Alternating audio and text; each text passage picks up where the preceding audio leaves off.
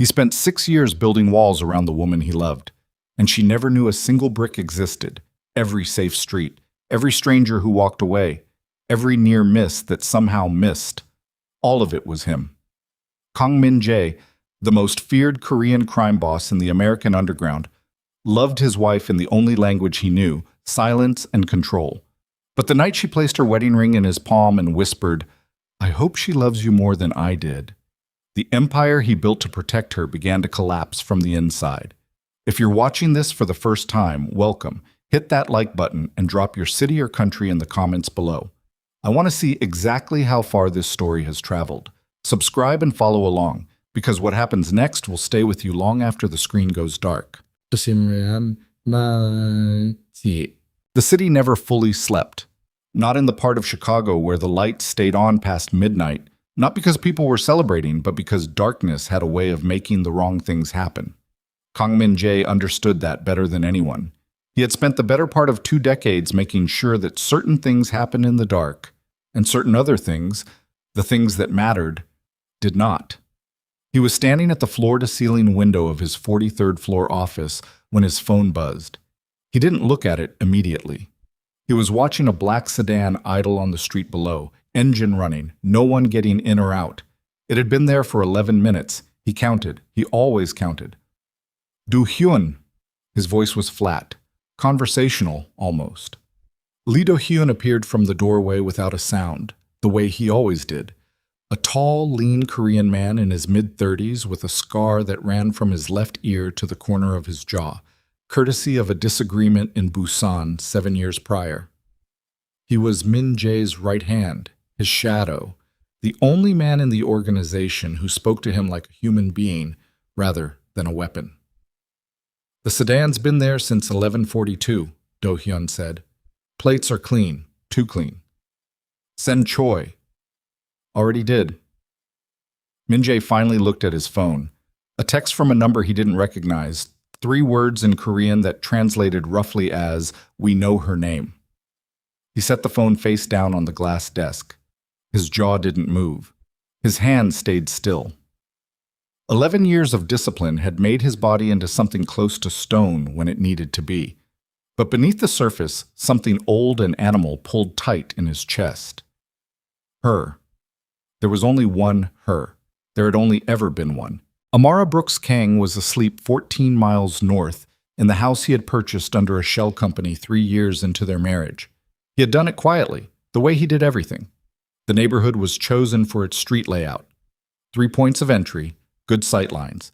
A retired city cop 2 doors down who had no idea that the unassuming Korean man who sometimes waved from the driveway was quietly subsidizing the neighborhood watch program that kept that block the safest in a 5-mile radius. She thought they were just lucky to have good neighbors. He had never corrected her. Do-hyun stepped closer to the window, not looking at the sedan anymore, looking at Min-jae instead. That was the thing about Do-hyun. He had stopped watching the threats years ago. He mostly watched the boss. "It's getting louder," Do-hyun said. "The Park Syndicate has been asking questions, not just about you, about her family, her father." The muscle in Min-jae's jaw tightened, the only visible crack in the stone. James Brooks had been dead for 9 years. A supposed car accident on a rain-slicked road outside of Cincinnati. Amara had mourned him quietly, the way she did most things, with a controlled grief that she let out in pieces, privately, never asking anyone to hold it with her. Min-jae had watched her carry it and had made himself useful by doing what he did best. He had found out the truth about James Brooks' death, and then he had buried it. Not because he didn't care, because the truth was a wire connected to something that could detonate. "They're looking for the file," Min-jae said. "I know. It doesn't exist anymore. They don't know that." Do-hyun paused. "Or they don't believe it." Min-jae turned from the window. The office was minimal, not fashionably minimal, but functionally so. A desk, 2 chairs, a wall of monitors cycling through feeds from cameras positioned at intersections across the city. Nothing personal, no photographs. Amara had tried once, early in the marriage, to bring a framed photo of the 2 of them to his office. He had thanked her and placed it in a drawer when she wasn't watching. She had never tried again. He had told himself it was for her safety. that any visible evidence of her existence in his world made her a target. He was starting to understand that this logic, which had seemed airtight for years, had holes in it that he had simply chosen not to examine. "I'm going home," he said. Do-hyun looked at him. "It's 2 in the morning. I know what time it is." The drive took 22 minutes. His driver, a compact former military man named Park Seong, who communicated primarily through silence and hand signals, navigated without being told. He had driven this route enough times to know it by muscle memory.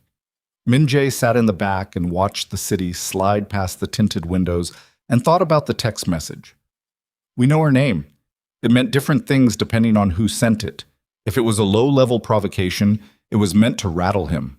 If it was serious, it meant someone had gotten closer to Amara's identity than he had ever allowed. Her connection to him was deliberately obscured. Different surnames in public records. The marriage registered in a county 2 states over. Her business listed under her birth name. No shared social media, no joint accounts. He had constructed her anonymity like a fortress. The fact that someone had found a crack did not simply disturb him. It made something cold move through the center of him. The house was dark when they pulled up. He let himself in with a key rather than using the keypad because the keypad made a sound. He had learned over the years to move through the house in a particular way, which boards in the hallway floor were loose, where the 3rd stair creaked, how to open the bedroom door without the hinges catching. He had never told Amara any of this. She would have asked why, and there was no honest answer he was ready to give her. She was awake. She was sitting up in bed with a book open in her lap, a single lamp lit on her side, and she looked at him the way she had been looking at him for about a year now. Not with anger exactly, but with something that had graduated past simple disappointment into something quieter and therefore more devastating. Assessment. She was assessing him. What she kept finding, he suspected, was absence. "It's 2:30, she said. "I know." He set his jacket on the chair near the door. "Go back to sleep." "I wasn't asleep." He looked at her then. Amara Brooks Kang was 41 years old, and she carried herself in a way that made rooms take notice. A quiet authority that came not from her appearance, though she was striking, but from the particular quality of her attention. When she looked at you, she was actually looking. Min-jae had loved that about her from the first time they met, at a gallery opening 6 years ago, where he had been attending as the silent money behind the curator, and she had been one of the featured artists. She had looked at him across the room with those dark, direct eyes and said, when they were finally introduced, "You look like someone who's never been surprised." He had told her she was wrong. She had smiled and said, "Prove it." Boo. He had not done a particularly good job of that since. "You've been working late 4 nights this week," she said. The book was still open in her lap. She wasn't reading it. "There's a lot happening right now." "There's always a lot happening," she paused. "What kind of lot?" This was the conversation they cycled through, the one where she asked and he deflected, and she understood she was being deflected, and they both pretended otherwise. It had developed a kind of terrible rhythm over the years. "Business," he said. "Right." She closed the book. Min-jae. He had been moving toward the bathroom. He stopped. "Are you happy?" she asked. He turned to look at her. It was a harder question than it should have been, which was information in itself. "What kind of question is that?" "The kind you've been avoiding for about 2 years. She set the book on the nightstand. "I'm not trying to fight with you. I'm trying to understand what we're doing." "We're married," he said. "We're building a life." "You're building something. I don't know what it is or what my place is in it." She met his eyes. "I know you love me. I'm not confused about that. But loving someone and letting them know you are 2 different things." He was quiet for a moment. The window behind her showed the dark street outside. He knew, without looking, that one of his men was parked half a block down. He knew the schedule for the neighborhood watch. He knew the name of the family who had moved in 3 houses over 2 months ago, and he had quietly run a background check before they'd finished unloading their moving truck. He knew none of this would make sense to her if he said it out loud. "I keep you safe," he said. It came out more flatly than he intended. Amara looked at him for a long moment. The lamp caught the side of her face, and he could see the careful, tired patience in it. Min-jae, she said, I'm not asking you to protect me. I'm asking you to be here. He had no answer for that. The truthful answer required explanations that would unravel things in ways he was not prepared to manage. So he said nothing, which was what he always did, which was the problem. She turned off the lamp. The next morning, she was already gone by the time he came downstairs. She had left coffee. She always left coffee, which he found unbearably generous given the circumstances, and a note that said only that she was going to the art center and would be home for dinner. He stood in the kitchen holding the note and thought about the text message from the night before.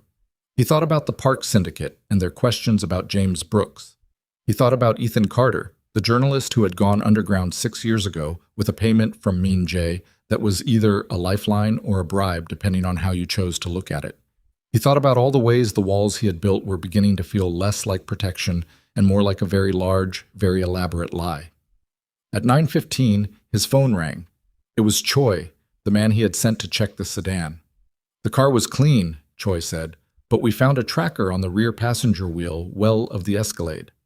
Min-jae's grip on the phone tightened. The Escalade was the car he used for runs between the office and the warehouse district. It was never, should never have been, anywhere near the house on the north side. When was the last time the Escalade was near Wexford Street? He asked. He already knew the answer. 6 weeks ago. I drove Mrs. Kang to the South Loop when her car was in service. Choi's voice was careful.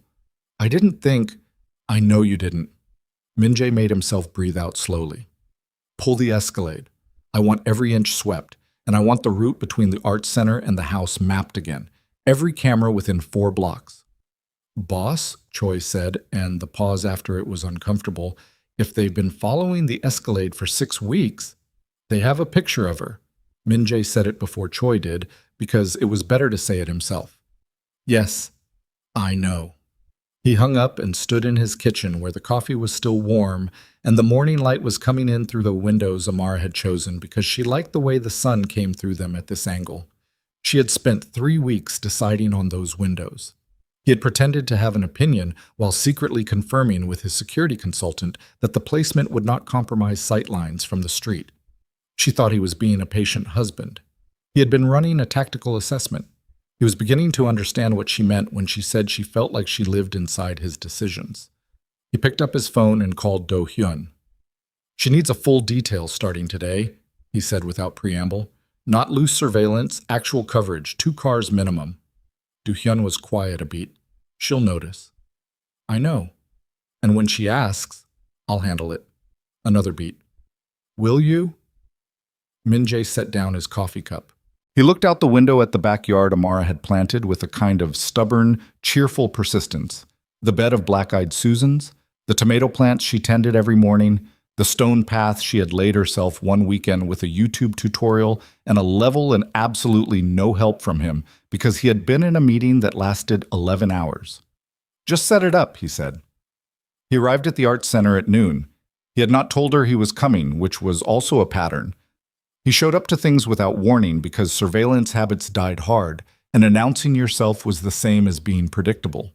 She was in the main studio space with 2 teenage girls and a large canvas when he walked in, and she looked up at him with the kind of unguarded surprise that reminded him, painfully, of early in the marriage when she still found his appearances unpredictable in a good way. You're here, she said. I need to talk to you. The 2 girls looked between them with the frank curiosity of teenagers who understood exactly what that sentence meant in the context of married adults.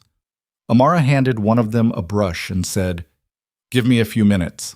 And they moved to the side of the studio with the entirely transparent pretense of focusing on the canvas. She led him into the small office off the main room, a desk covered in grant applications, a wall of photographs of the center's students, a dying pothos plant she insisted on keeping alive through what appeared to be sheer stubbornness. She crossed her arms. Not defensive. She always crossed her arms when she was preparing to listen to something she suspected she wouldn't like. What happened? She said. He looked at her and thought about 6 years of carefully managed truths. He thought about the file he had buried. He thought about the text message and the tracker and the Park Syndicate, and the way Do-hyun had said she'll notice with the particular tone of someone pointing out something that should have been obvious much earlier. I have people watching you, he said. I've had people watching you for 6 years. The silence that followed was not the stunned silence of someone hearing impossible news. It was the careful, weighted silence of someone who had suspected something for a long time and was now hearing it confirmed and was deciding what to do with the confirmation. Amara uncrossed her arms slowly. How many? She said. 2, sometimes 3. Rotating. He paused. More on high-risk days. High-risk days, she repeated, not as a question. There are people in my business who... He stopped, reorganized. What I do puts you at risk. I've been managing that risk. Without telling me. Without telling you. She looked at him for a long time. The office was quiet except for the sound of the teenagers talking in the other room and the muted noise of the street outside. Then she turned away from him and put both hands flat on the desk, looking down at the grant applications, and he had the sense that she was steadying herself the way she did when she needed to be precise instead of emotional. Min Jae, she said without turning back, have you ever made a single decision about my life that you told me about first? He didn't answer. She turned around. Her eyes were steady and clear, and he would have preferred anger he could navigate. But what he saw instead was something close to grief. I'm not a person in this marriage, she said. I'm a problem you're managing. That's not... Don't. Her voice was quiet but hard at the edges. Don't tell me what it is, I know what it is.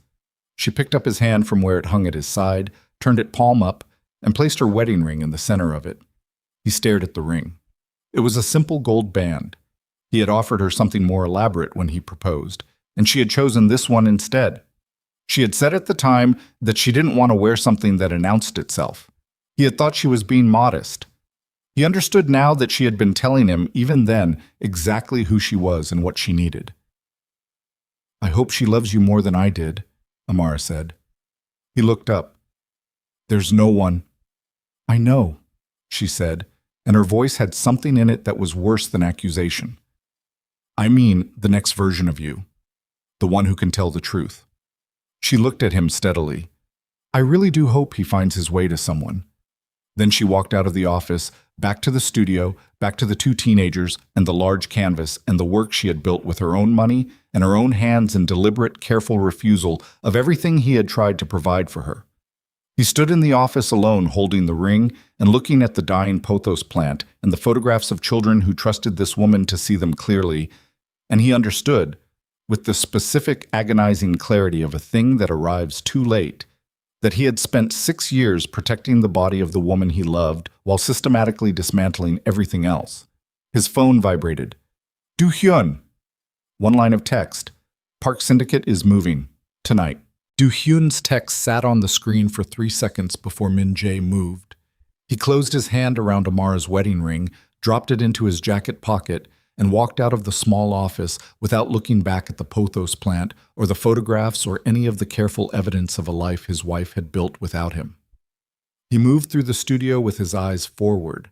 Amara was crouched beside one of the teenage girls, pointing at something on the canvas, her voice low and patient, and she did not look up when he passed. She had already made her decision about this particular exit. He did not slow down. The afternoon air hit him on the sidewalk outside the Arts Center.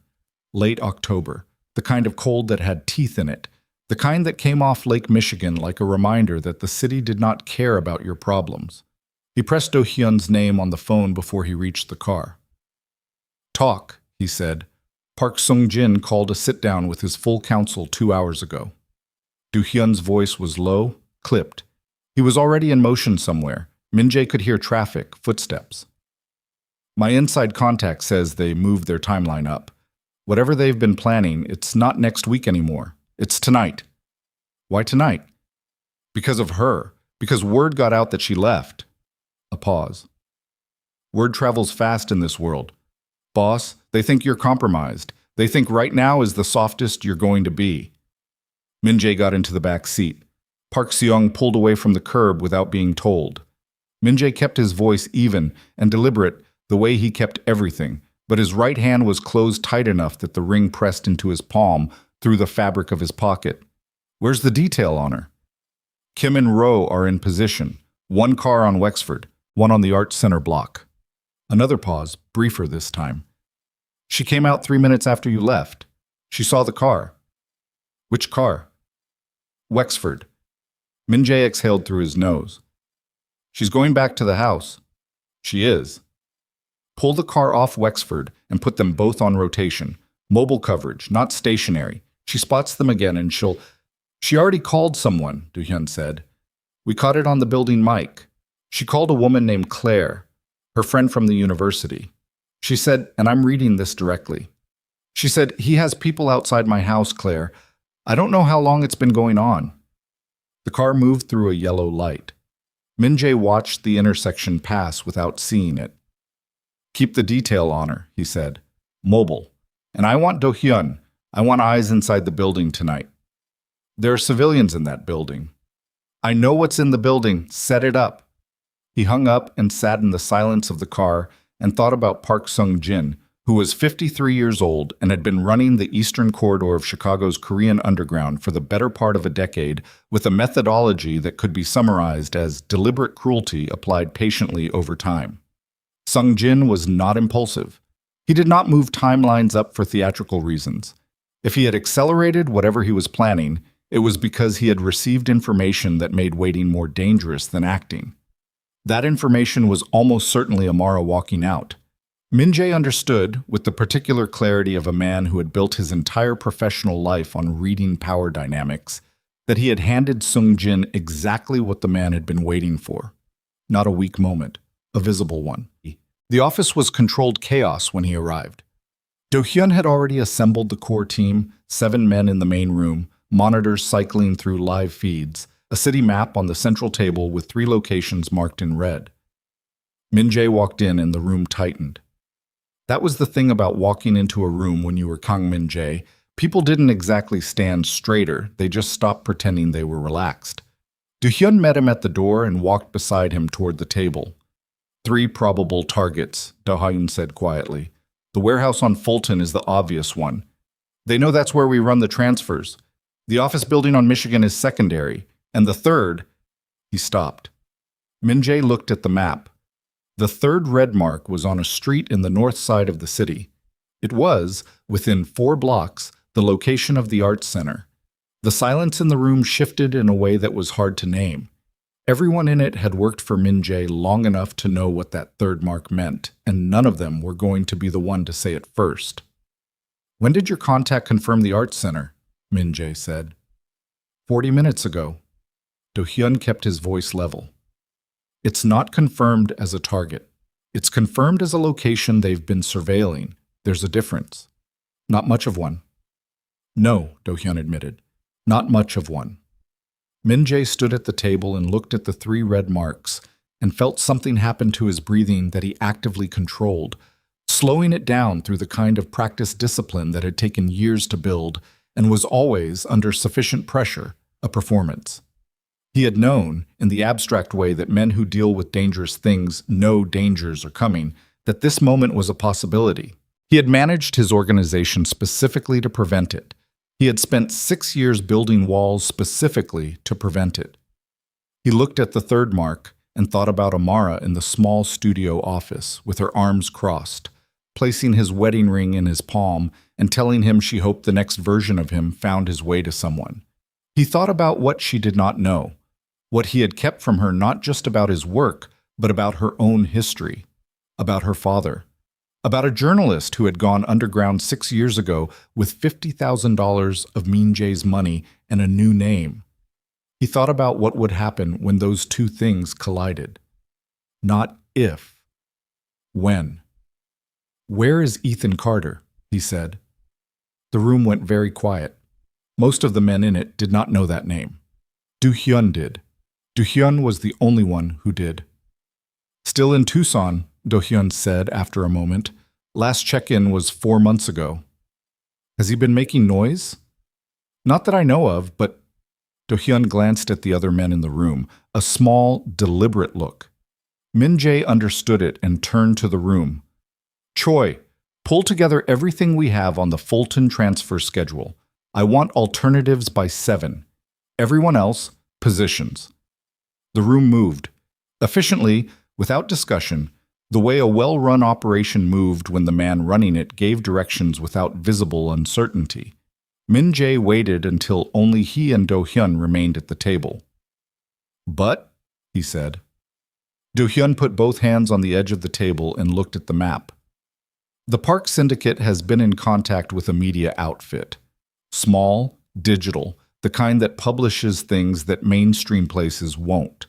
My contact says they've been feeding this outlet information about you, not operational stuff, personal, history. Min Jae waited. "They have a source," Do Hyun said. "Someone who knew about the Brooke situation, who knew about the payment 6 years ago." He looked up. "I think Carter talked." The air in the room changed, or maybe it was just Min Jae, the particular way his stillness became something different, harder, less like patience and more like a wall meeting a force that was testing its foundations. "Carter talked," he said. "I think so. Not to the Park Syndicate directly, to someone who talked to someone. You know how it moves." Do Hyun kept his eyes on him. "The question is whether Amara has seen it yet." Min Jae pulled out his phone, navigated to the digital outlet Do Hyun meant without asking for the name because he already knew which outlets carried this category of story. He found it in 4 minutes. A piece published 3 days ago under a byline he didn't recognize. The headline used his name and the words cover-up and wrongful death and connected. He read the first 3 paragraphs, which was enough. The story connected him, through 4 degrees of documented association, to the men responsible for James Brooks's death. It named the payment to Ethan Carter. It did not name Carter directly, but the description was specific enough that anyone who knew the situation would recognize it. It characterized the payment as hush money. It did not characterize it as the thing it actually was, which was Min Jae moving a man out of the way of people who would have killed him for knowing too much. He set the phone face down on the table. "She doesn't read this outlet," he said. "She didn't," Do Hyun said, "but Claire does." Min Jae picked the phone back up and dialed Amara. It rang 4 times and went to voicemail. He waited 2 minutes and called again. Voicemail. He was already moving toward the door when Do Hyun said, "Boss." He stopped. "If she's read it," Do Hyun said carefully, "you can't go in there with half a story. You understand what I'm saying?" Min Jae turned to look at him. "The half story is what you've been giving her for 6 years, Do Hyun said. And look where you're standing." He straightened up from the table and crossed his arms, and there was something in his face that was not quite defiance and not quite sorrow, but sat uncomfortably between them. "You spent years protecting her body. I have watched you do it. It was real, and it was constant, and I know it cost you, but you protected her body while you made every decision about her life without her. And somewhere in your mind, you called that love." He paused. "She didn't." Min Jae stood in the doorway and let the words land where they landed. The thing about Do Hyun was that he was usually right, which was why Min Jae kept him close, and also why, at moments like this, Min Jae found his presence extremely difficult. "She's not answering her phone," Min Jae said. "I know. The Park Syndicate is moving tonight." "I know that too."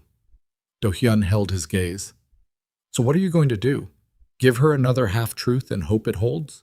Or go there and actually tell her what happened to her father?" The drive north took 19 minutes. Min Jae spent them looking out the window and not looking at his phone and thinking about James Brooks, who had been a high school history teacher in Cincinnati and a decent man by every account, who had stumbled into knowledge he was not supposed to have through a combination of bad luck and the particular stubbornness of someone who believed that truth was a civic obligation.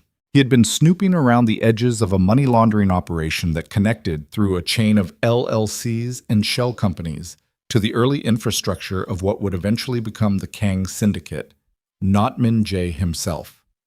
But close enough that when certain people learned that James Brooks was asking questions, they made a decision. Min Jae had not made that decision. He had learned about it afterward, when he was already married to Amara, when he had already understood that the woman he loved was the daughter of a man whose death he was adjacent to. He had spent a long time deciding what to do about that. He had concluded with the kind of reasoning that made complete sense inside a closed system and catastrophic sense from outside it, that telling Amara would destroy her and destroy their marriage and accomplish nothing because her father was already dead, and the men responsible had already been dealt with through channels that could not be explained in a courthouse. He had buried it. He had told himself he was protecting her. Sitting in the back seat of the car, on the way to the house where the lights would be on, because she always kept lights on when she was upset, she had told him once, early in the marriage, that darkness made grief feel like a physical weight. He understood with complete and nauseating clarity that what he had called protection was the thing she had called control. And she was right. And he had spent 6 years being wrong while being utterly convinced of the opposite. The house was lit up, not just the usual lights. Every light on the ground floor. He saw it from half a block away, and something in his chest tightened differently than it had all evening. This was not Amara managing her grief. This was Amara furious. He let himself in. She was in the kitchen, laptop open on the counter. The article on the screen. He could see it from the doorway, the headline, the photograph of him from 3 years ago that someone had pulled from a business filing. She had a glass of water in her hand that she was holding the way people hold things when they need something to do with their hands, so they don't do something else with them. She looked at him when he walked in, and her expression was unlike anything he had seen from her in 6 years of marriage. Not anger, not grief. Something underneath both of those. Something that had been waiting. "Tell me," she said, "that this is wrong." He looked at the screen. He looked at her. He put his keys on the counter the way he always did, the small, unconscious habit of a man who had been coming home to this kitchen for years. And he thought about Do-hyun's voice saying, "You can't go in there with half a story," and he thought about the Park Syndicate and the red mark on the map 4 blocks from where they were standing. "I can't," he said. The glass of water came down on the counter hard enough that the sound cracked through the kitchen.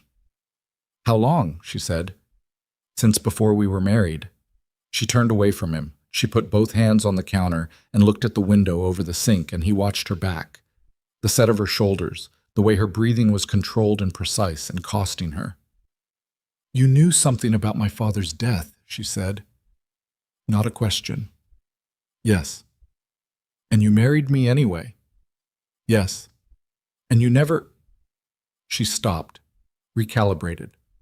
When she turned back around, her eyes were dry, which was worse than if they hadn't been. "Did you marry me because you felt guilty?" The question hit him in a place he had not expected. Not because it was unfair, because it was the question he had spent 6 years not allowing himself to ask. He had loved Amara from the gallery, from the first conversation, from the particular quality of her attention, and the way she had looked at him across a room full of people and seen through the performance. He had not orchestrated their meeting. He had not pursued her because of her father. He had loved her and then discovered the connection and then made a catastrophic decision about what to do with it.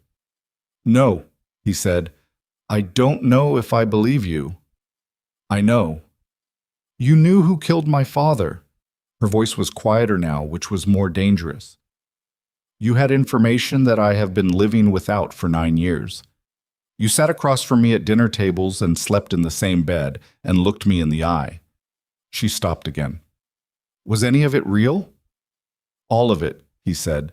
"Everything I felt was real. The things I kept from you were wrong, but they didn't make what was real into something false." "That is the most convenient logic I have ever heard," she said. He had no answer for that. "I want you to leave," she said. "I can't." She looked at him sharply. "There are people moving against us tonight," he said. "Against you specifically, because of me, because of what I do." He watched her face change, not with fear, which he had half expected, but with something that looked more like the final piece of a long puzzle settling into place. "I need to know you're somewhere safe tonight. I need to—" "You need," she said. "There it is." She shook her head slowly. "Someone is coming for me, because of your world, because of secrets you kept, and your response is to make another decision about where I go and what I do." She looked at him for a long, steady moment. "When does it end, Min-jae? When do I get to be a person who decides things for herself?"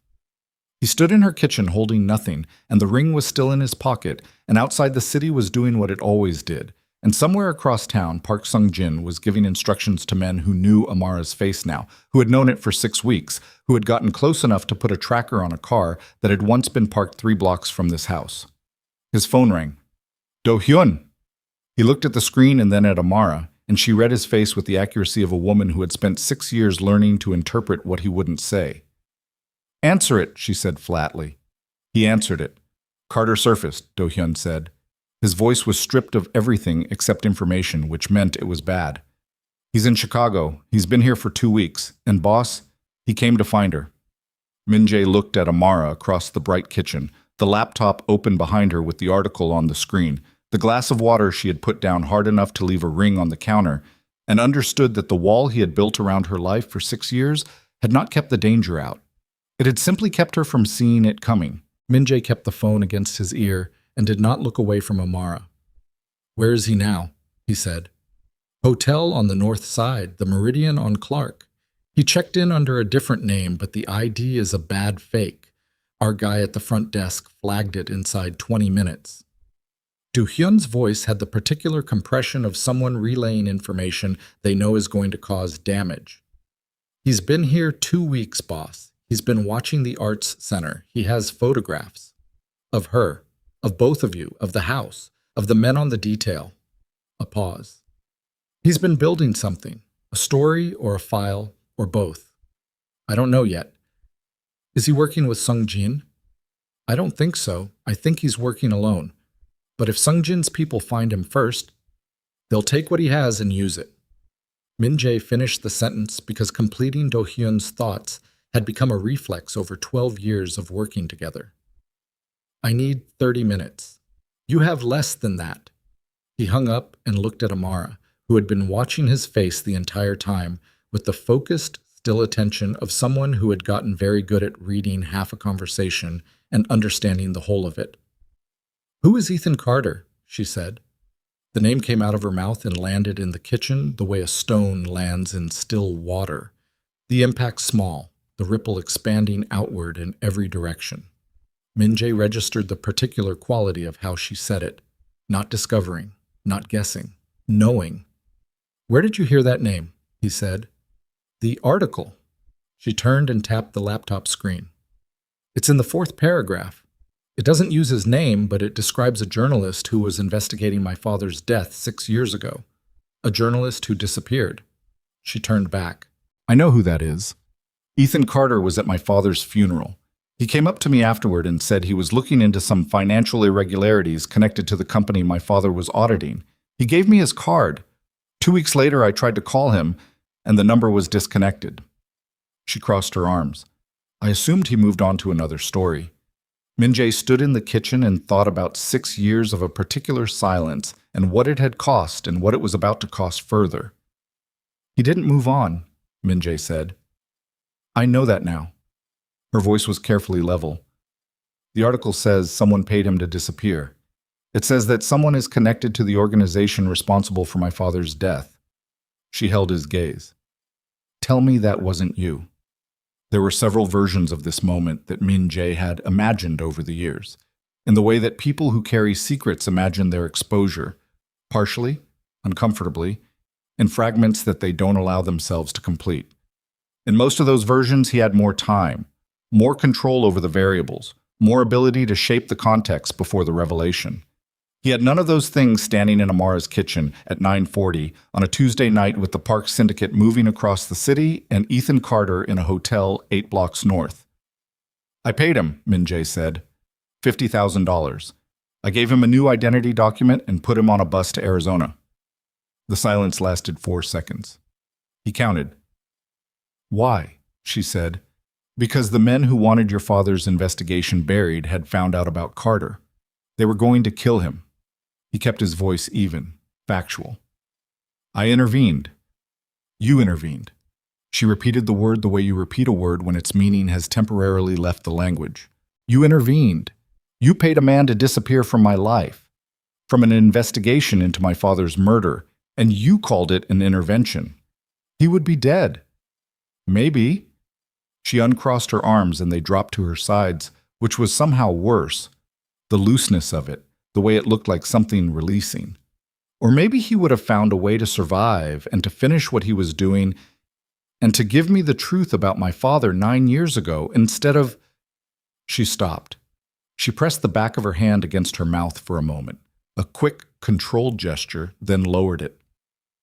Instead of letting me bury a man I thought died in a car accident. It wasn't an accident, Min-jae said. Your father was killed because he found documentation connecting a money laundering network to 3 city officials. The men who ran that network made a decision. I did not make that decision, and I was not part of the organization that made it at that time. But I knew about it. Afterward. Afterward, she said. After we were married. The kitchen felt smaller than it had when he walked in. Amara turned and moved to the window over the sink and stood there with her back to him looking out at the dark backyard. The black-eyed Susans, invisible now, and the tomato plants bare for winter, and the stone path she had laid herself. He watched her back and waited. You've known for how long? She said to the window. 5 years. She made a sound that was not quite a word. Then, we have had 5 years of dinners and conversations, and you held my hand at his memorial service last spring, Min-jae. You stood next to me when I put flowers on his grave, and you knew how he died and who was responsible, and you said nothing. I know. She turned around. Her eyes were wet now, which broke something in him that he did not have time to examine. Why? Give me one real reason. Not about protecting me. Not about keeping me safe. Give me the actual reason. He was quiet for a long moment. The truthful answer required him to say something he had not said out loud before, not even to Do-hyun. Because I was afraid, he said, that if you knew the truth about your father, you would investigate it, and the investigation would lead back to connections I have. Not to the killing, I had no part in that, but to the network, to the money, to the infrastructure I built my organization on in the early years before I understood what I was adjacent to. He paused.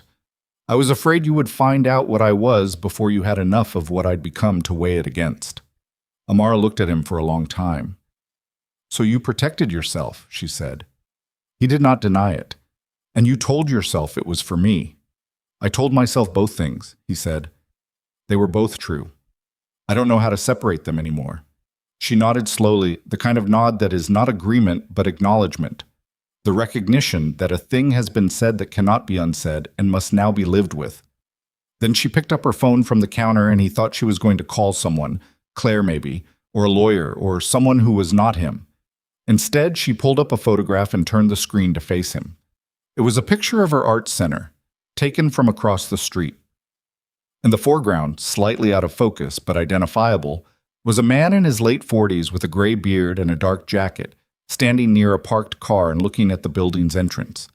He was looking at Amara, who was visible through the glass door. Someone sent this to me an hour ago, she said. Anonymous number. The text said, the man outside your building knows who killed your father. Ask your husband why he's been paying to keep him quiet. Min-jae looked at the photograph. He looked at the man. He had not seen Ethan Carter in 6 years, but the recognition was immediate. Older, heavier, the beard new, but Carter's particular way of standing, weight on his left foot, head slightly forward, unchanged. When did you get this? He said. While you were driving here. She set the phone down. I've been standing in this kitchen for an hour, knowing that man was outside my building and knowing you knew something and trying to decide if I was going to let you explain or just call the police and let them sort whatever this is. She looked at him. I haven't decided yet. Min-jae's phone rang again. He looked at the screen. Not Do-hyun this time. A number he recognized as one of Choi's burn phones, which meant it was urgent enough that Choi had gone to a secondary line. He answered. They hit the Fulton warehouse, Choi said without preamble. His voice was tight and slightly breathless, the voice of a man who had recently been running. 4 of Sung Jin's people. They came in from the service entrance. Rowe and Park held them off, but Rowe is hurt. They weren't after product, boss. They were after the files. Which files? The legacy records, the early incorporation documents. A beat. The Brooks documentation. The cold that moved through Min-jae was different from the cold he had felt earlier. This one had precision to it, surgical. Because the Brooks documentation in the Fulton warehouse was not a file he had created. It was a file he had taken, removed from the original network's records and kept as insurance, the kind of insurance that powerful men kept and never planned to actually use, the kind that became more dangerous the longer it existed. Did they get it? He said. No. Roe burned it before they breached the room. Choi paused. Roe burned everything in that room. How bad is Roe? He'll live. But boss, they knew exactly which room, exactly which cabinet. Another pause, heavier. Someone told them where to look. Min-jae stood very still. Amara was watching him with those direct, reading eyes. He turned slightly away from her, not for privacy, but because he needed his face to be something other than what it was for 30 seconds. Who knew about that room? He said quietly. Outside of you and me? Choi's voice dropped. Do-hyun and one other person. The name that came next was one Min-jae had not expected. He had a specific set of expectations about betrayal. Who in his organization had the motive? Who had the access? Who had been showing the small behavioral signs that preceded a man deciding to sell what he knew? He had been watching 3 people for the better part of 6 months based on those calculations. The name Choi said was not among them. It was Lee Do-hyun. Min-jae did not respond immediately. He processed the information the way he processed all critical information, by holding it still and examining it from multiple angles before allowing himself a reaction. The claim was that Do-hyun had provided the Park Syndicate with the location of the Brooks documentation. Do-hyun, who had been with him for 12 years.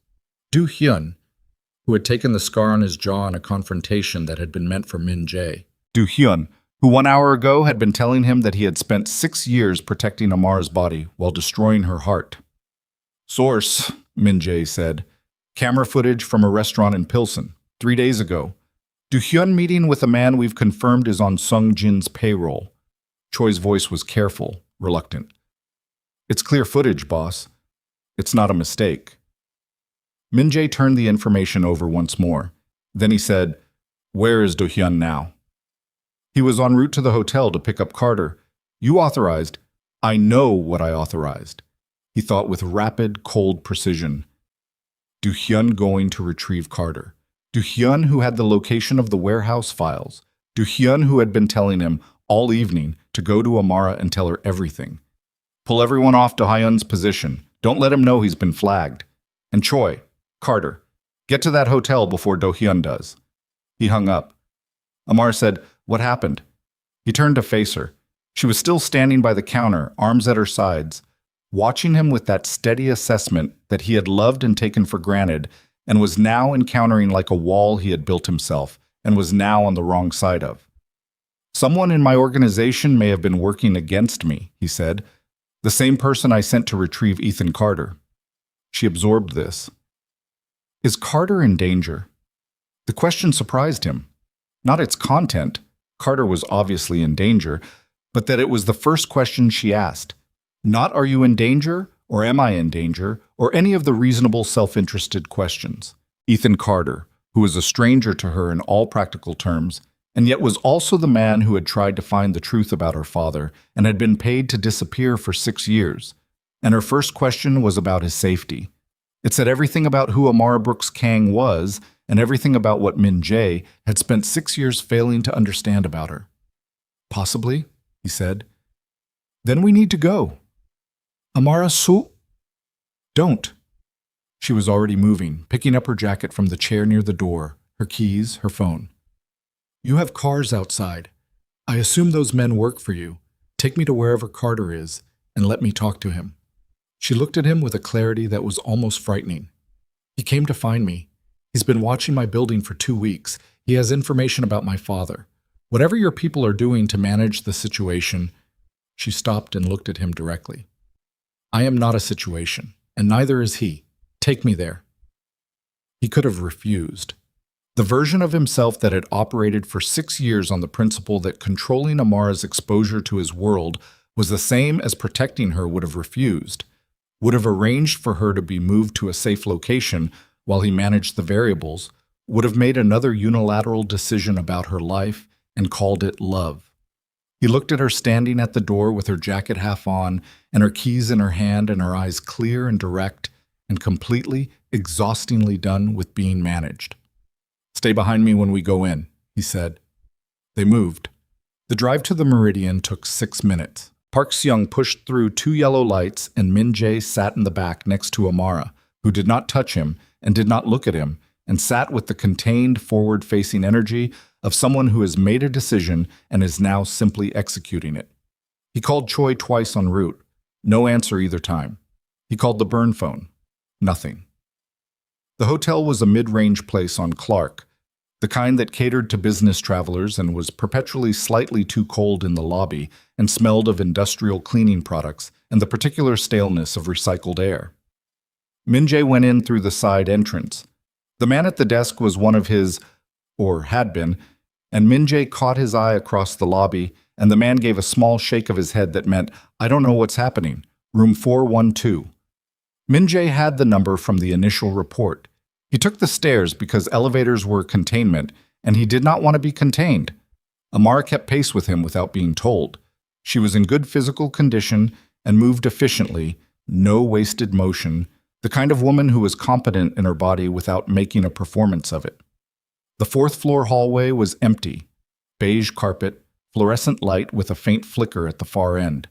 The door to 412 was closed. Min Jae stood beside it, not in front of it, another old habit, and knocked twice. Silence. He knocked again. A sound from inside. Movement. Then a voice, hoarse and careful. "Who is it?" Min Jae looked at Amara. She stepped forward and put her mouth close to the door gap. "Ethan," she said. "It's Amara Brooks." The silence on the other side of the door lasted long enough that Min Jae counted to 7. Then the sound of a chain being removed and 2 locks turning, and the door opened 4 inches, still on the secondary chain, and a gray-bearded face appeared in the gap, older than the photograph from the art center, older than Min Jae's memory of him, with the specific exhaustion of a man who had been running or hiding for long enough that it had settled into his bones, and stopped feeling like a crisis and started feeling like weather. Ethan Carter looked at Amara, then at Min Jae. His face changed when it moved from her to Min Jae, not with fear exactly, but with the careful reassessment of a man who had spent 6 years being afraid of a specific person and was now doing the math on whether this was the moment that fear became relevant. "She knows," Min Jae said. "Some of it. Tell her the rest." Carter looked at Amara again. His jaw worked. Then he unhooked the chain and opened the door. The room was a documentation project, papers on the desk, on the bed, pinned to the wall above the small writing table. Photographs. Printed documents. A map of the city with locations marked in red pen. Amara walked in and turned slowly, taking in the walls, and Min Jae watched her face as she processed what she was seeing. The systematic years-long assembly of a truth about her father that she had been denied. Carter sat on the edge of the bed. He looked at Min Jae and then looked at the floor. "I'm sorry," he said, to Amara, not to Min Jae. "Tell me what you know," Amara said. She sat in the desk chair and faced him. Her voice was steady and direct and showed nothing of the cost underneath it. Carter talked. It took 22 minutes. He had been building the story for 9 years. The original investigation, the documentation of the money laundering network, the evidence connecting the network to James Brooks's death, the names of the city officials involved, the chain of payments, the decision to silence the source. He had taken Min Jae's money 6 years ago because he had a daughter, and the people hunting him were not going to stop. And he had spent 6 years in Arizona finishing what he started and building a record that could not be dismissed or buried. And he had come back to Chicago because the statute of limitations on certain charges was about to expire, and he was not willing to let that happen. He looked at Min Jae at the end of it and said, "You paid me to disappear. You didn't pay me to stop." Min Jae had no answer for that. Amara sat with everything Carter had given her for a long moment.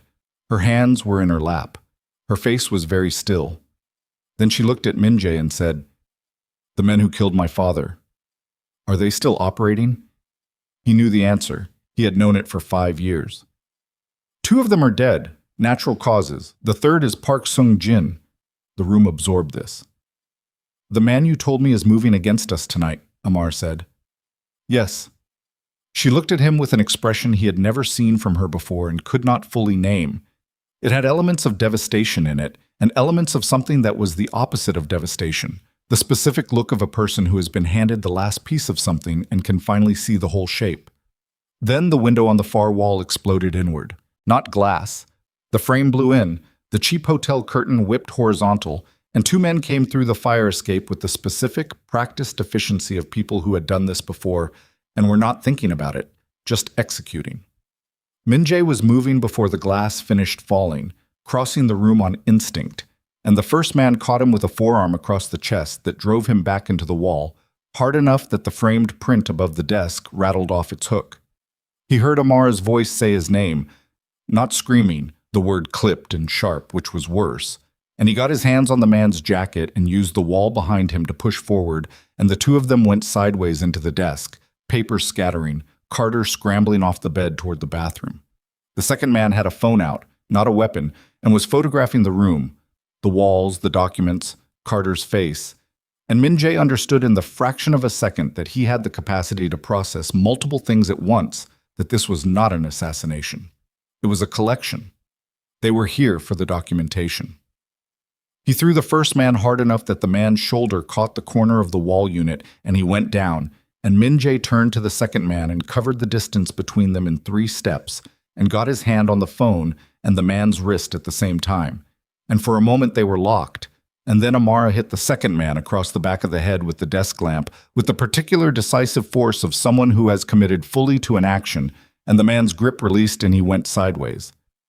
The first man was getting up. Min-jae looked at him. The man looked at Min-jae and made a calculation and went back out the window the way he had come. The second man was on the floor, conscious but not coordinating well. Min-jae zip-tied his wrists with a length of cord from his jacket pocket, a habit, like the counting, like the keys going on the counter, and then turned to Amara. She was standing with the base of the broken lamp in her hand, breathing hard, a cut on her forearm from the window glass that was bleeding without her appearing to notice it. She looked at the man on the floor, and then at Min-jae, and then at her own arm. "I'm fine," she said before he could speak. Carter came out of the bathroom. He looked at the room, and at the man on the floor, and at Amara's arm, and his face did the thing faces do when reality exceeds their preparation for it. "They found me," he said. His voice had gone hollow. "They found you 2 weeks ago," Min-jae said. "They've been watching you watch her."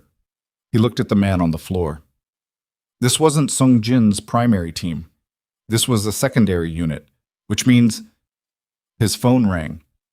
Do-hyun's number. He looked at the screen for 1 full second. Then he answered. "Where are you?" he said. "Lobby?" Do-hyun said. His voice was completely neutral. "Second floor stairwell, actually. I have Choi with me." Or I did. A pause that had a specific weight to it. Choi pulled a gun on me in the parking garage. I had to make a decision about that. Min-jae went very still. "Is Choi alive?" he said. "Yes." Do-hyun's voice shifted slightly. Not softer, but less neutral. "Boss, the footage from Pilsen, the restaurant. I need you to look at that footage yourself before you decide what it means. Because the man I was meeting was not Sung Jin's, he was mine. And what I was doing in that meeting was something I should have told you about 3 weeks ago and didn't because I wasn't sure yet." Another pause. "Choi has been feeding information to the Park Syndicate for 8 months. The room was very quiet, except for the sound of wind coming through the broken window and Amara's controlled breathing and the sound of Min-jae's own heartbeat, which he was acutely aware of in a way he almost never was. 8 months. The timeline landed and he ran it back. 8 months of decisions, movements, security arrangements, the location of the Fulton warehouse files, the tracker on the Escalade, the photograph of Amara that the Park Syndicate had obtained, every breach he had been working to understand and had been unable to source. Choi, not a man he had been watching, a man he had trusted completely. "Come up," Min-jae said.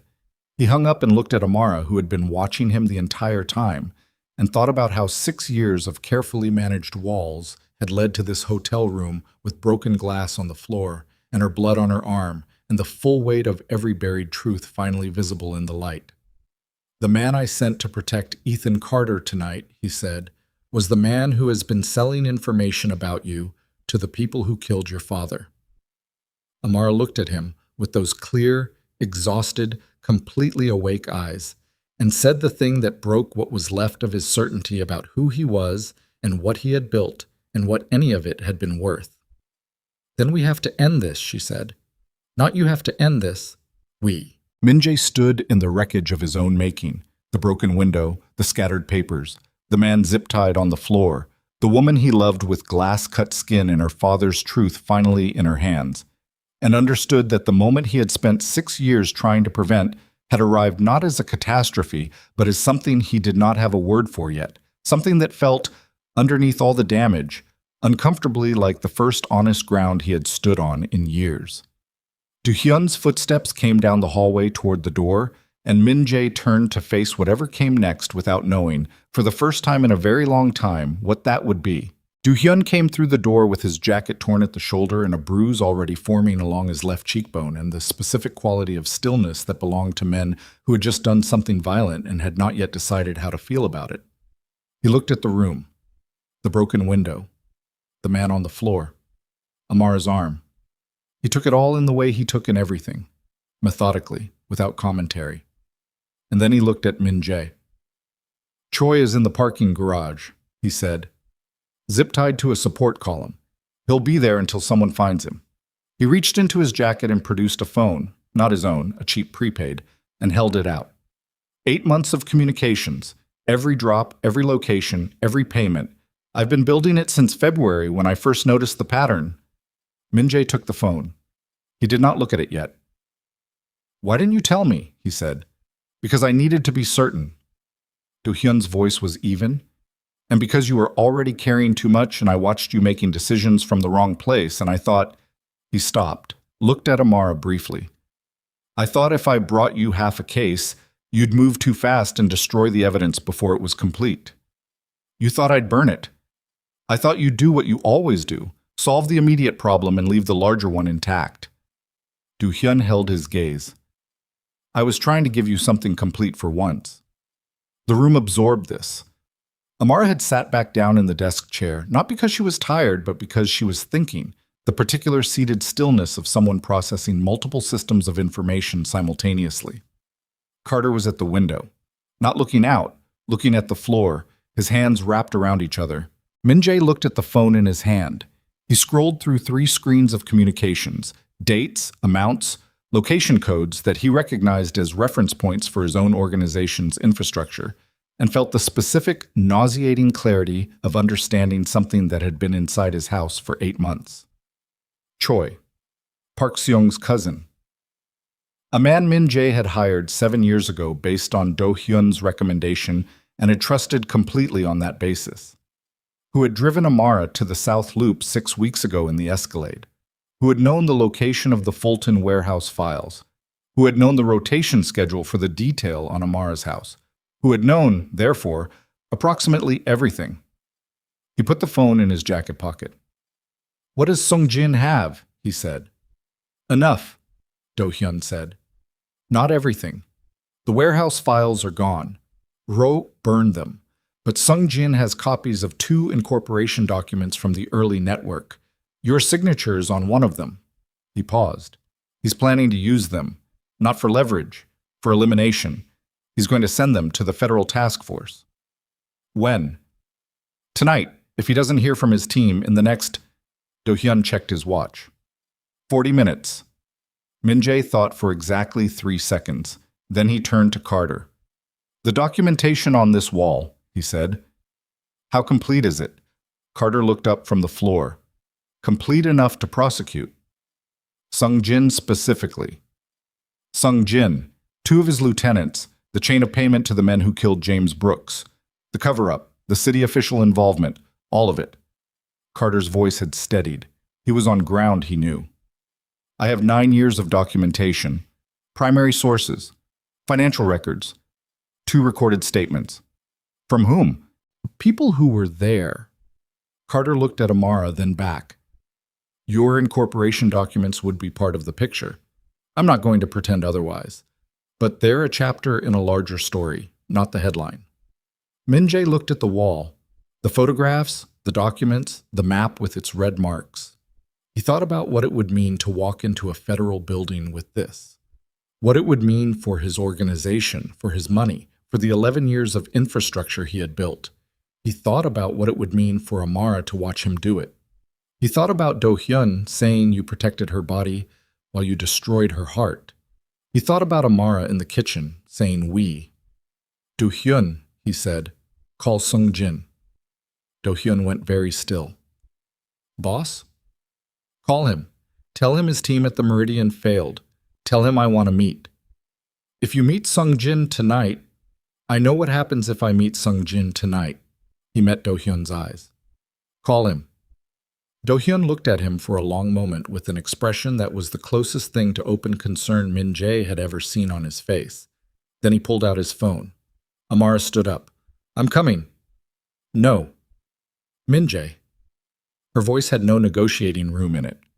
This is not about protecting you, he said, and he meant it, and something in the way he said it made her hear the difference from all the previous times. Sung-jin needs to see me alone. If you're there, he uses you. That's not control, that's tactics.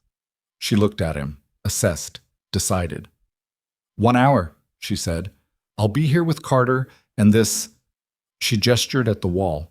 If you're not back or you haven't called in 1 hour, I'm calling the federal task force myself. I know you will, he said. It was the first time in 6 years he had said those words without trying to prevent the thing they described. The meeting place Sung-jin chose was a restaurant in Bridgeport that had been closed for an hour, a Korean barbecue place whose owner paid protection to the park syndicate and who had, upon receiving a phone call, quietly unlocked the back entrance and gone home. Min-jae arrived with Do-hyun and 2 men he trusted in the specific, limited way that he trusted anyone who was not currently zip-tied to a parking garage column. Park Sung-jin was 53 years old and looked like someone's grandfather. A compact, round-faced man with reading glasses pushed up on his forehead and a cardigan under his jacket, the kind of affectation that Min-jae had always found more threatening than deliberate menace. Deliberate menace was performance. The cardigan meant Sung-jin had stopped performing decades ago. He was sitting at a center table with 2 men standing behind him and a cup of tea in front of him. Kang Min-jae, he said without standing, you look tired. Sit down, Do-hyun, Min-jae said, and walked to the table and sat across from Sung-jin without waiting to be invited. He put both hands flat on the table where they could be seen. Old protocol. Sung-jin's eyes moved to the hands and something in his face acknowledged the gesture. Your men at the Meridian, Min-jae said. Failed, Sung-jin said. I know. The one you left conscious called in. He picked up his tea. You have the journalist. I have the documentation. Sung-jin set the tea down. Documentation that includes your name. Documentation that includes both our names, Min-jae said, in very different positions in the story. Sung-jin was quiet for a moment. He had the stillness of a man who had survived by outlasting other men's impatience. What do you want? I want to talk about James Brooks.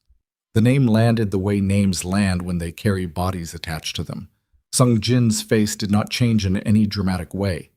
But something behind his eyes made a small, precise adjustment, the way a machine makes adjustments when a new variable enters its calculation.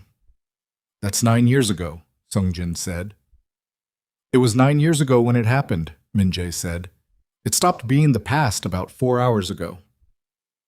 Sung-jin looked at him for a long time. Then he looked at Do-hyun, who was standing to Min-jae's left with his hands clasped in front of him and the bruise on his cheek going darker in the restaurant's low light. You came here to negotiate, Sung-jin said, or to threaten. Neither, Min-jae said. I came to tell you that Carter's documentation is complete. It will be in federal hands by morning regardless of what happens in this room. Your name, your lieutenants, the payment chain, the official involvement. He kept his voice at the same level throughout. My name is in it too, I know that. I've decided to accept that. Sung-jin's face did something that took Min-jae a moment to identify. It was surprise. Not the large cinematic version, just a small recalibration, the look of a man encountering a variable he had not included in his model. "You're going to hand yourself to the federal government," Sung Jin said. "I'm going to cooperate with an investigation into James Brooks's death," Min Jae said. "What happens to me as a result of that is what happens." Sung Jin sat back in his chair. The reading glasses on his forehead caught the light. "Why?" he said, and for the first time in the conversation, the word sounded like a genuine question rather than a tactical probe. Min Jae thought about Amara in the hotel room with her arms at her sides, and Carter's documentation on the walls around her, and 9 years of buried truth finally in the air between them. "Because someone I love needed the truth more than I needed to be safe," he said. The silence in the restaurant had a particular texture. Sung Jin's 2 men behind him were very still. Do Hyun was very still. The barbecue grills were cold, and the ventilation hummed, and somewhere in the building a refrigerator cycled through a mechanical sound. Sung Jin looked at Min Jae for a long time. Then he reached into his jacket pocket, and Min Jae held himself completely motionless, and Do Hyun's weight shifted forward almost imperceptibly, and Sung Jin produced a folded piece of paper and set it on the table between them. "The documents I have," Sung Jin said. "Your signatures. These are the copies." Min Jae looked at the paper, did not touch it. "There are no other copies," Sung Jin said. "I had them made specifically, no distribution." He picked up his tea again. "The Brooks matter, the people who made that decision. 2 of them are dead. The third—" He paused. "I authorized it. That is the truth. It was 9 years ago, and it was a decision made for reasons that were real to me at the time, and I have lived with it in the way that men live with things." His voice was completely flat. "I'm not asking for your understanding." "I know," Min Jae said. "I am telling you because if the documentation is going to federal hands regardless, and if your cooperation is the structure of what comes next—" Sung Jin set the tea down for the final time and pushed the folded paper across the table toward Min Jae. "Then I will not spend my remaining time in a conflict I have already lost." He looked at Min Jae with old, tired eyes. "I'm done, Kang. I have been done for longer than I've admitted." Min Jae looked at the paper. He thought about what it contained. He thought about what taking it meant and what leaving it meant, and what either choice said about who he was or was trying to become. He left it on the table. "It doesn't matter," he said, "what you have or don't have. I'm not doing this to manage what's on paper. I'm doing this because a woman deserves to know what happened to her father." He stood. "Whatever you decide to do with what you have, I'll be at the federal building at 9 tomorrow morning." He walked out. The cold hit him on the sidewalk like a physical objection. He stood for a moment in the wind off the lake that had been coming since October and thought about what he had just done and what he had just committed to and what morning would look like.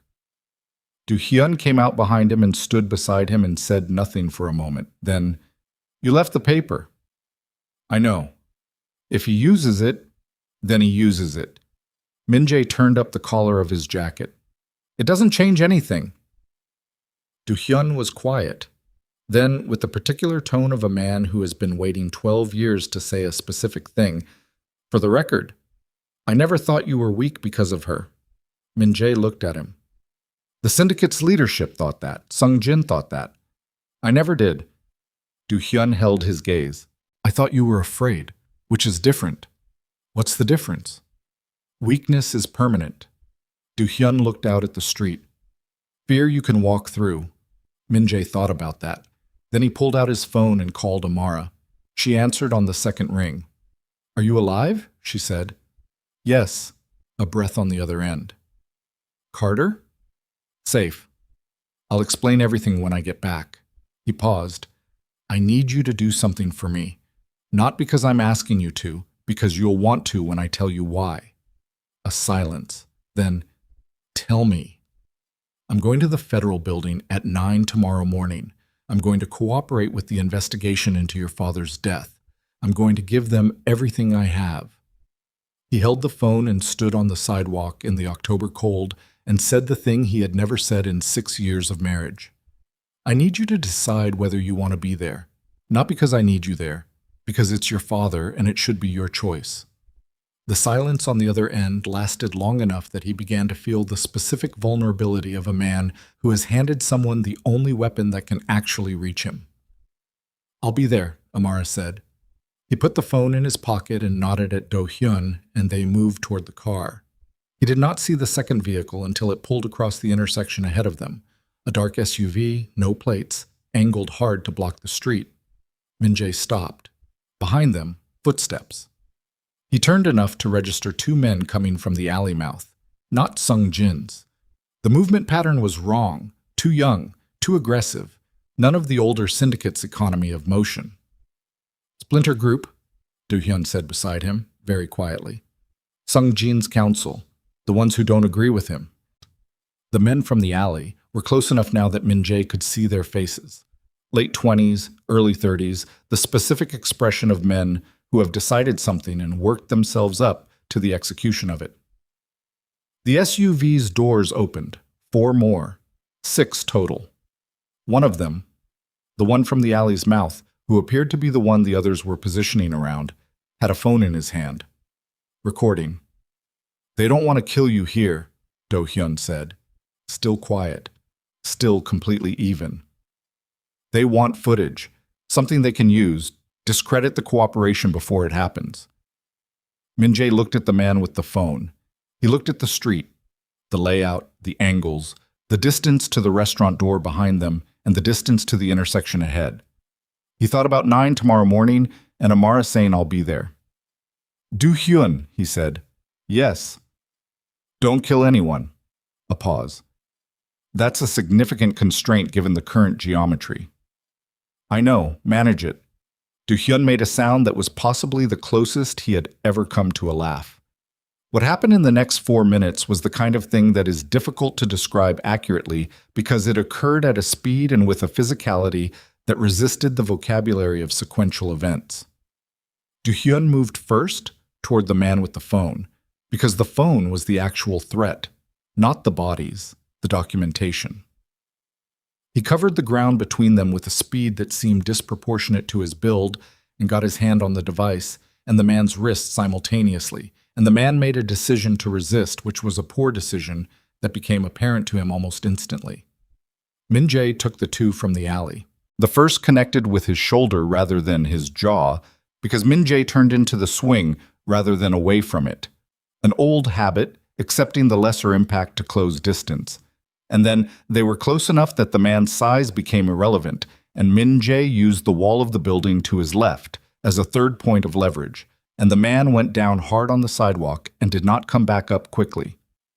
The second man hesitated.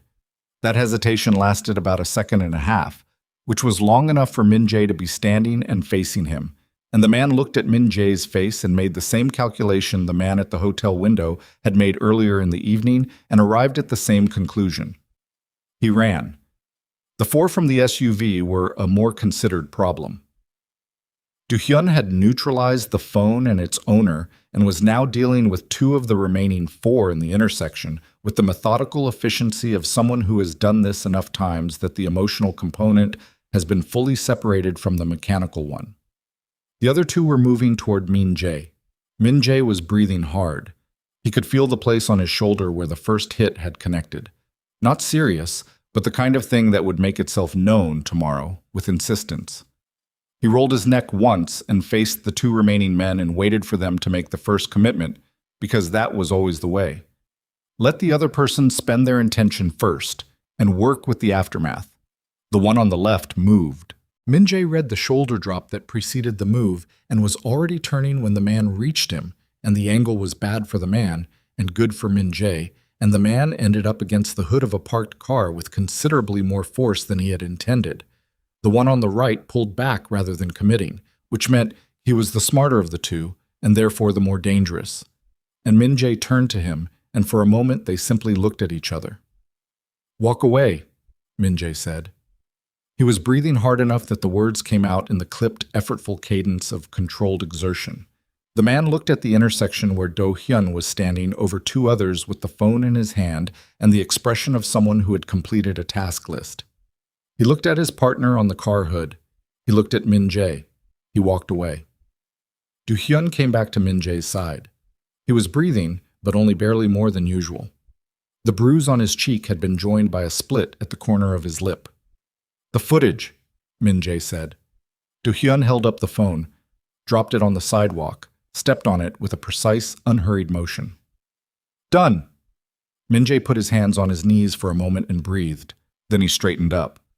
"Get Carter's documentation out of that hotel room tonight," he said. "Everything on the walls, everything in his bags. Secure copies, 3 separate locations." He looked at Do-hyun. "If something happens to me before 9 tomorrow, you make sure it reaches the right people." "Nothing is going to happen to you before 9 tomorrow," Do-hyun said. "If it does?" Do-hyun looked at him. "If it does?" "Yes." They stood in the street, and Min-jae felt the cold and the pain in his shoulder and the adrenaline beginning its slow recession, leaving behind it the particular exhausted clarity that came after the body has been fully used. He thought about the restaurant and Sung Jin's old tired eyes and the folded paper he had left on the table. He thought about Amara in a hotel room with Carter's documentation surrounding her and 9 years of her father's truth finally visible. He thought about what morning looked like, the federal building, his name on documents, the end of the infrastructure he had spent 11 years constructing, the money, the connections, the organization, the version of himself that the city had known and feared and deferred to. He thought about Do-hyun saying fear you can walk through.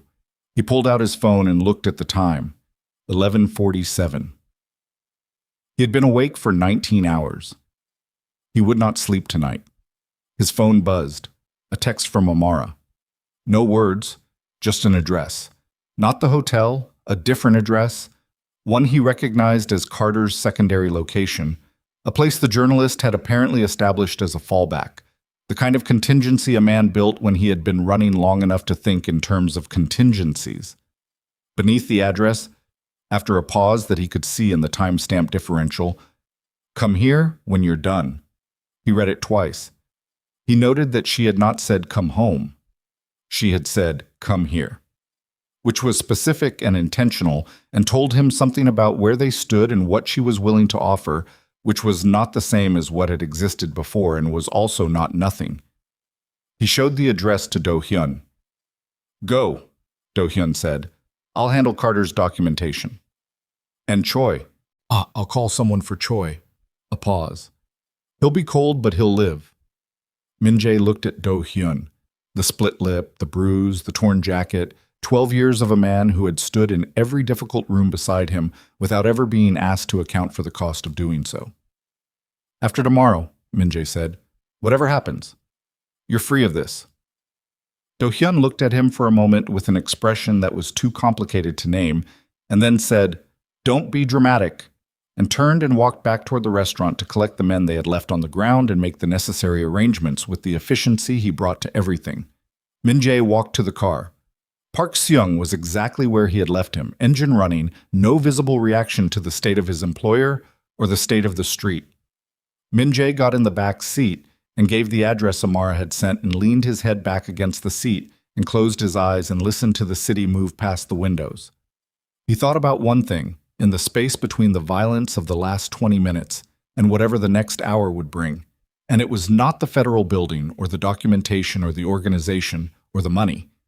He thought about Amara placing his wedding ring in his palm in the small office of the art center that afternoon, with the dying pothos plant on the desk and the photographs of children on the wall, and saying, "I hope she loves you more than I did."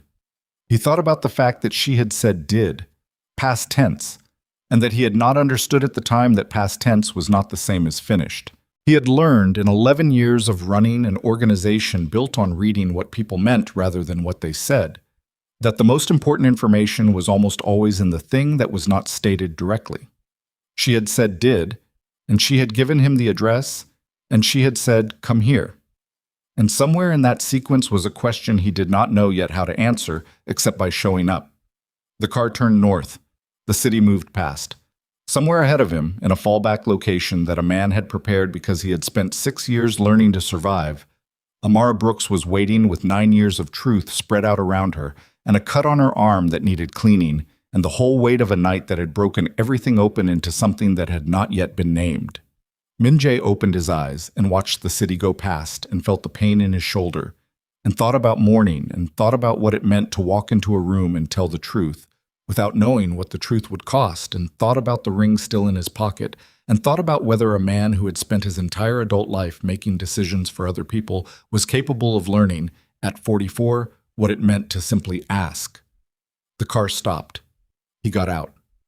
The building ahead of him had its lights on in the third-floor windows, and he stood on the sidewalk in the October cold, looking up at those lights, and understood that whatever happened next, tomorrow morning, the federal building, the documentation, the end of everything he had built, the thing that mattered was the next 5 minutes.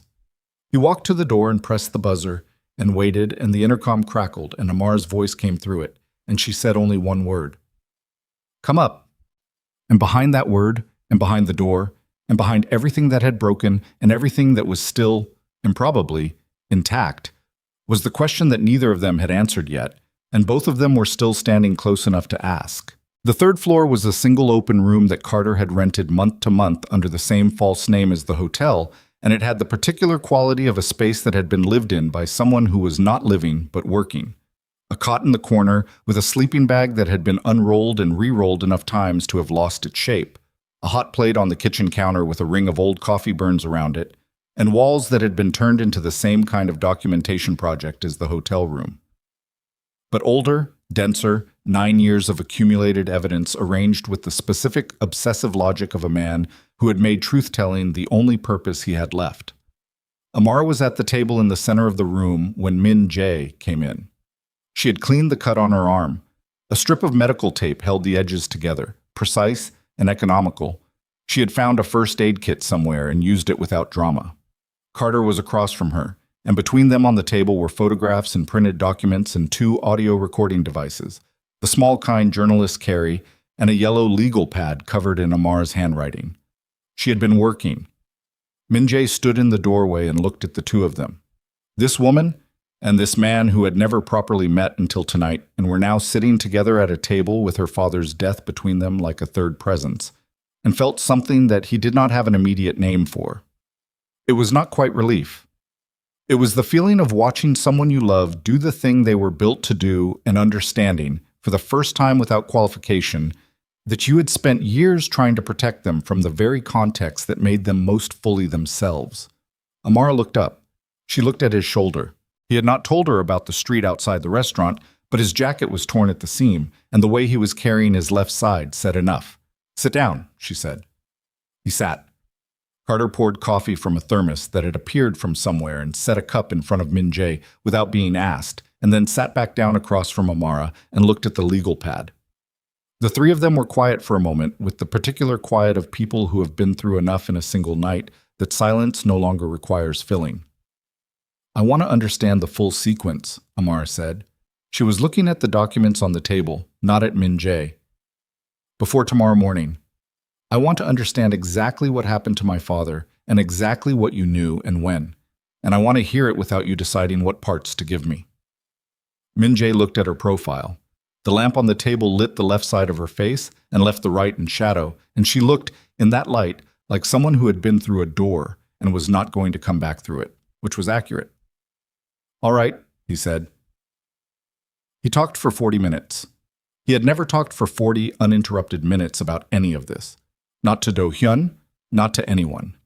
He went back further than he had before, back to the beginning of the money laundering network, back to the early years of the syndicate when he had accepted infrastructure and financing from people whose methods he had understood and used and had told himself he would separate from eventually.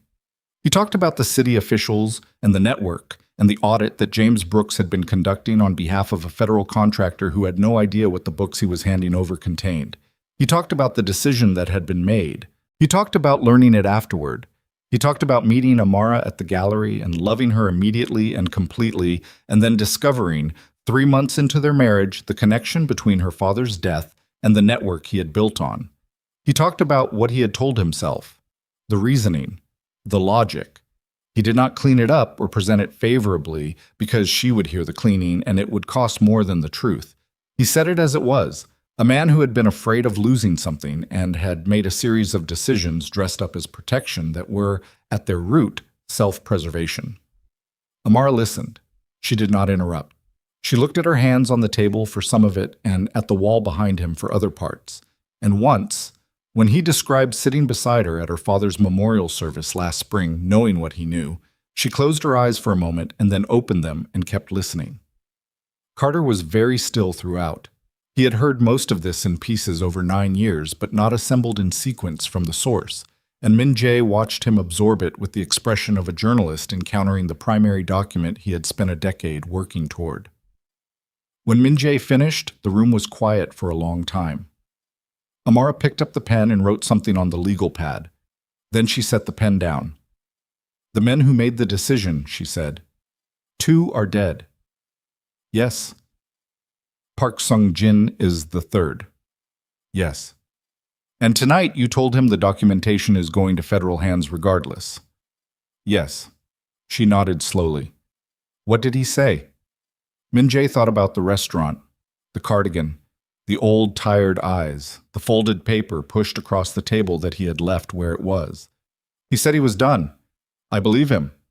"Being done doesn't mean accountability," she said. "No, it doesn't." He held her gaze.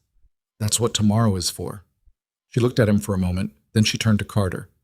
"The recorded statements, the 2 witnesses." "Both alive," Carter said. "Both willing. One is in Milwaukee, one is in Phoenix. I've had confirmed contact with both in the last 6 days." He paused. "They'll testify." "Will it be enough?" she said. "For Sung-jin?" "Yes." Carter was careful. "For everyone in the chain, it's complicated. Some of the city officials are dead, some have retired. There are 2 who are still in office." He looked at Min Jae. "And there's the question of what cooperation looks like and what it covers." Amara looked at Min Jae. "What does cooperation look like?" "I don't know yet," he said. "That's tomorrow's conversation, with people I have no control over." He paused. "I'm not going in with conditions. I'm going in with everything I have, and I'm letting the process do what it does." "You could lose everything," she said. "Not as a challenge, as a fact that needed to be in the room." "I know." "The money, the organization, your freedom, potentially." "I know." She looked at him for a long time. "And you've decided?" "Yes." "When?" He thought about it honestly. "In your kitchen, when you said we." The word landed between them and she looked at it and then looked at him, and something in her face shifted in a way that was too interior to name, not softening exactly, something more complicated than that. The expression of a person who has received unexpected information about someone they thought they had fully understood. Carter looked between them and then looked at the legal pad and became very interested in the notes on it. Amara reached into the pocket of her jacket and set something on the table between them. His wedding ring. She had taken it from whatever surface she had set it on when she placed it in his hand at the art center, and she had carried it here, and it sat now on the table between the photographs of her dead father and the coffee cups and the accumulated documentation of 9 years of someone trying to tell the truth. She did not push it toward him. She did not say anything about it. She just set it there and left it. He looked at it. He did not pick it up. "I need to ask you something," he said. "Then ask it. When you said I hope she loves you more than I did, you said you meant the next version of me, the one who could tell the truth." He looked at her directly. "Do you still believe that version exists?" Amara was quiet for a moment. The lamp hummed. Outside, the city made its persistent nocturnal sounds. "I think he walked in through that door about 40 minutes ago," she said. He looked at the ring on the table. He left it there. That felt right. Not because he didn't want it, but because the decision about what it meant and what came next should not be made at midnight after the worst night of both their lives. She seemed to understand this because she did not press it and did not look at it again, simply returned to the legal pad with the pen and continued working. They stayed in that room until 3 in the morning, all 3 of them. They organized Carter's documentation into an order that would be logical for federal review. They made copies on a printer Carter had in the closet, the old reliable kind with an actual paper tray, and Min Jae thought about how a man on the run still owned a printer because some habits were just professional infrastructure. Amara wrote a personal statement, her account of her father, of what she had been told about his death, of Ethan Carter's disappearance, of what she had learned tonight. She wrote it in longhand first and then typed it on Carter's laptop and printed it and read it back to herself once without expression and then said it with the rest of the documentation. Min-jae called Do-hyun at 1:15. Do-hyun confirmed that Carter's hotel room had been cleared and the documentation secured in 3 separate locations. He confirmed that Choi had been collected from the parking garage and was currently in a room with 2 of Do-hyun's men who would hold him until law enforcement became the relevant option, which would be soon. He confirmed that Sung-jin's 2 men from the hotel had been released. They were low-level and scared and had probably driven to Wisconsin by now. "Ro," Min-jae said. "Out of surgery. He'll be fine." A pause.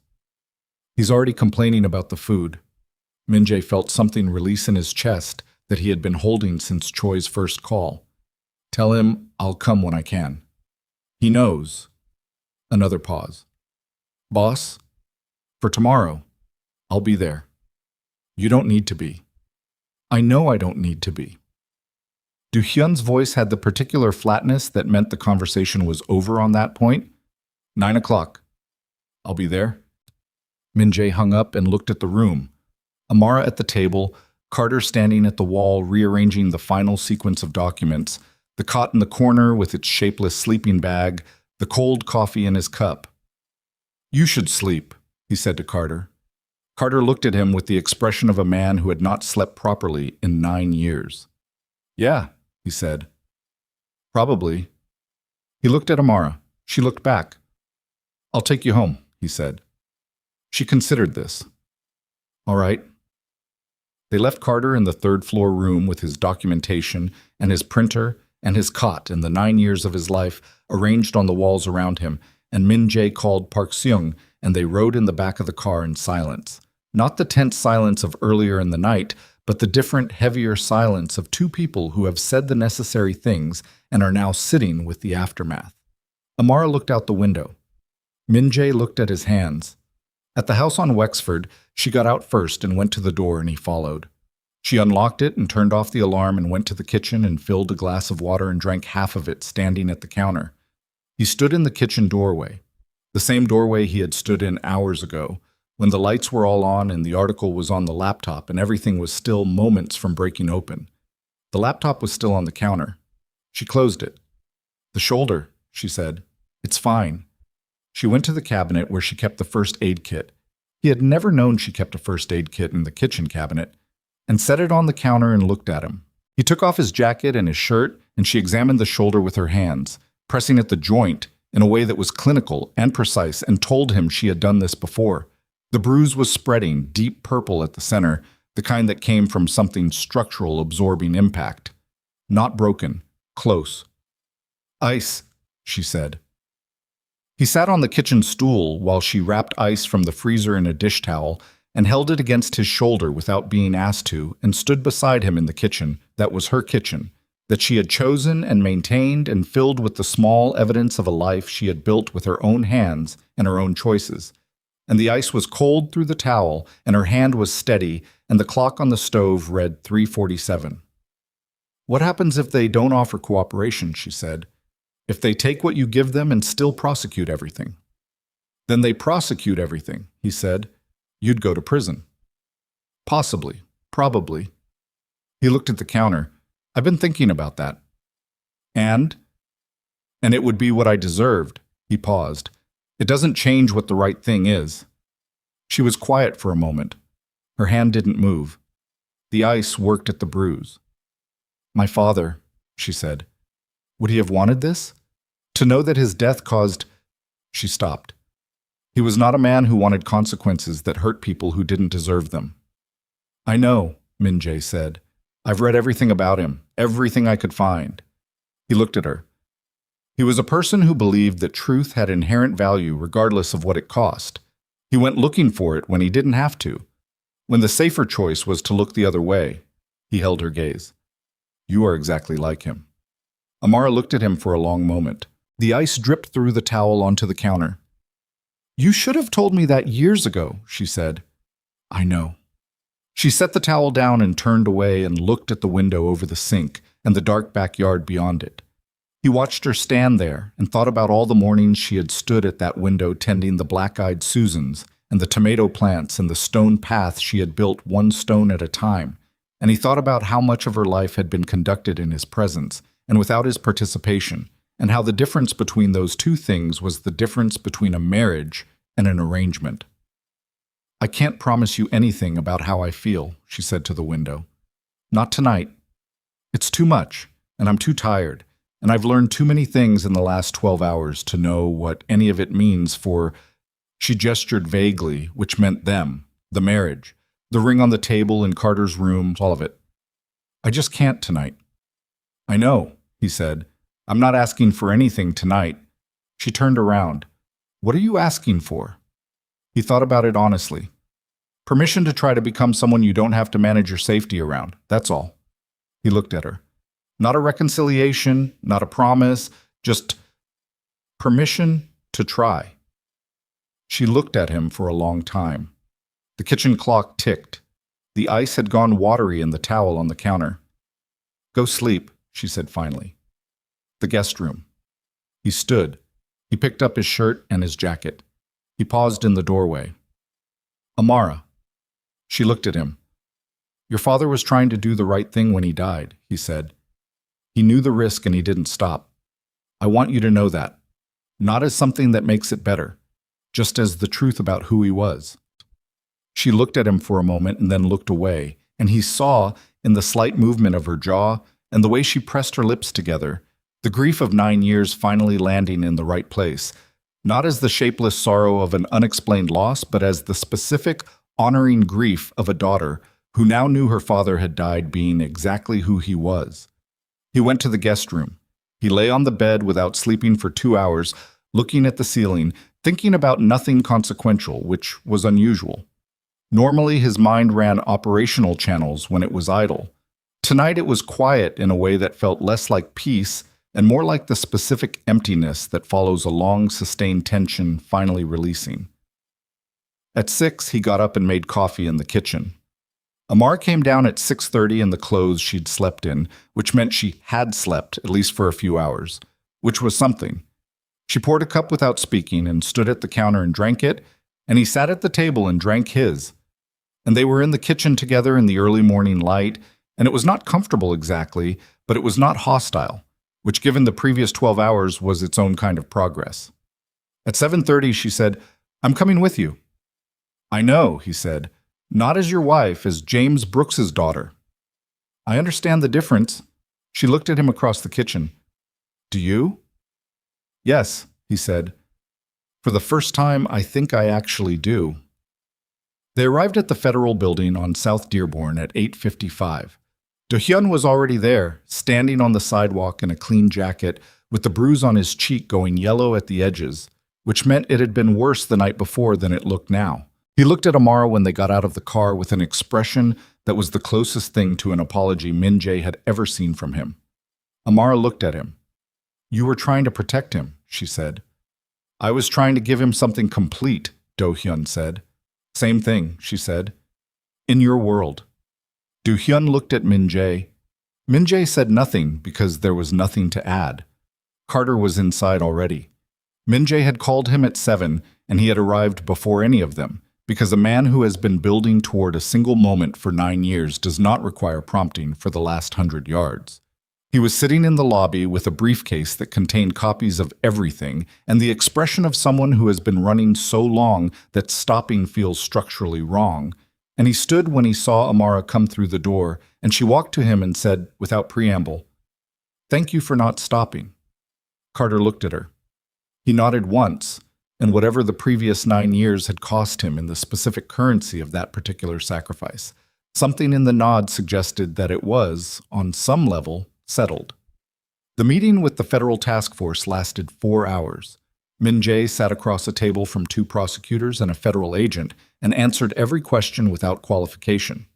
He did not have an attorney present, which surprised them visibly, and he explained without being asked that attorneys were useful for people who were trying to limit disclosure, which was not what he was doing. One of the prosecutors, a woman in her 40s with the specific patience of someone who had heard many people tell her many versions of the truth, looked at him across the table at the end of the second hour and said, "Mister, Kang, you understand that what you're providing today will likely be used against your own interests. Yes, he said. And you're proceeding without counsel. Yes. She looked at him for a moment. Why? He thought about the right answer. Because the person who needed to hear the truth about her father is sitting in your waiting room, he said, and I've made her wait 9 years longer than she should have. The prosecutor looked at him for another moment. Then she made a note on her legal pad and moved to the next question. At the end of the 4 hours, the lead prosecutor told him that cooperation was possible but not guaranteed, and that the process would be lengthy, and that he should genuinely retain counsel before their next meeting. He said he understood. They gave him a date for the follow-up, and he wrote it in his phone and stood and shook hands with each person at the table, which seemed to surprise them. He walked out into the waiting room. Amara was sitting in a chair against the wall, the legal pad on her knee, still writing. Carter was beside her, asleep in his chair with his chin on his chest and his briefcase between his feet, the sleep of a man who has finally put down something that weighed more than he'd admitted. Amara looked up. Min-jae sat in the chair across from her. They'll want to talk to you separately, he said. About your father. About Carter's investigation. I know. They already asked. I told them I'd come back Thursday. He looked at his hands. It's going to take time, the process. It won't be clean. Nothing has been clean, she said. I'm not expecting it to start now. He looked at her. I don't know what I'm going to look like on the other side of this. Financially. Legally. I don't know what there is to offer you. I know, she said. I'm not telling you that to ask for something in return. I'm telling you because you deserve to decide with accurate information, not information I've curated for you. She looked at him for a long moment. Then she set the legal pad on the empty chair beside her and reached into her jacket pocket and set something on the chair arm between them. The wedding ring.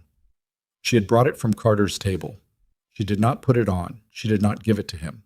She set it on the chair arm between them and left her hand beside it, close enough that the ring was near both of them and belonged, in this moment, to neither.